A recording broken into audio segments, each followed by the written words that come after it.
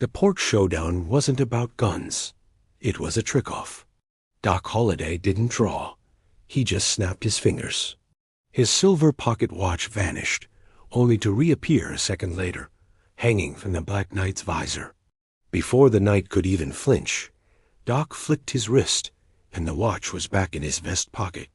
"Time is a ghost if you know how to haunt it," he said, cool as the evening air. Merlin, the wizard, didn't move his hands. He tapped his gnarled staff once on the floor. A radioactive amber glow flared, and the entire porch reversed. Steam from coffee mugs flowed back into their pots. The sun dipped below the horizon for a blink, and then, with a sharp crack, time snapped forward again. But Doc's silver watch wasn't in his pocket. It was now a living, ticking butterfly made of gears and springs, fluttering around Sugar the cat's head.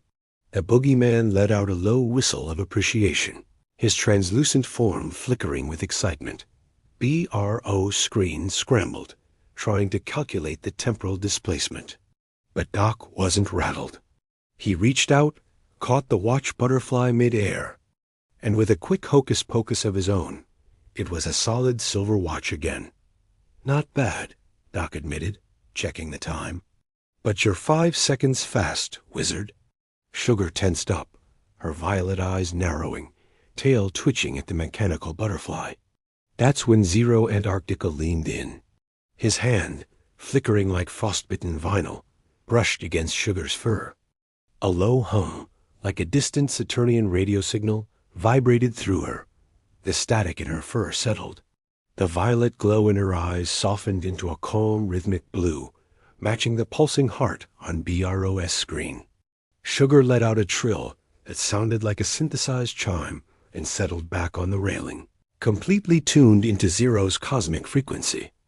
Elias, the hillbilly guitar dude, saw the moment and began to strum a soft chord, grounding the porch's energy. Even old Grumpy, the turkey, tucked his head under a wing, the tension finally broken. Doc snapped his watch shut with a grin. "Saved by the spaceman," he muttered, genuinely impressed. Just then, Rosemary whistled sharply, cutting through the calm. She disappeared into the Three Brothers General Store and returned with a heavy, dust-covered crate.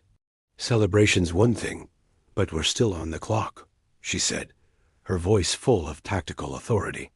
She pried the crate open, revealing glass bottles shimmering with an unnatural phosphorescent amber light. This wasn't just moonshine. It was temporal tonic, distilled in the chrono still using water from the pre-flood White River. It didn't just quench thirst. It settled the jitters from jumping through time. Rosemary passed a bottle to old Tom, who uncorked it with a pop like a small gunshot. She set a shallow bowl for Sugar, who lapped at it with delicate precision. Zero Antarctica didn't drink. He just held his hand over an open bottle, his form absorbing the glow until his skin looked like a starry nebula. Beside him, the boogeyman began to hum a melody smooth as velvet. Even the Black Knight relaxed, leaning his broadsword against a barrel and accepting a mug from Doc. "To the Ozarks," Doc said, raising his glass to Merlin. "Still here, despite our best efforts." Old Grumpy let out a satisfied squawk.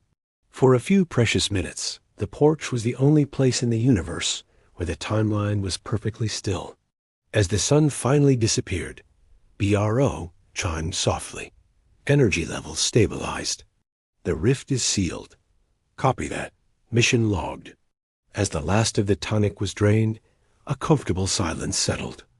Zero Antarctica, and the boogeyman dissolved into the rising mountain mist. Sugar leaped from the railing and trotted toward the door. One by one, the others followed. Old Tom and Rosemary began locking up. The Black Knight sheathed his sword, following Merlin into the store's amber shadows. Doc Holliday snapped his pocket watch, shut-click, and tipped his hat to the empty lake. BROS screen dimmed. "Powering down," he whispered. "The Ozarks are safe, ... for now." The lights in the windows flickered out, leaving only the silver moon on the quiet waters of Bull Shoals Lake. The breach is sealed, The past is preserved, the future. Well, that's a story for tomorrow morning. Sleep tight. We'll be here at the Three Brothers whenever you're ready for the next chapter. Thanks for joining us.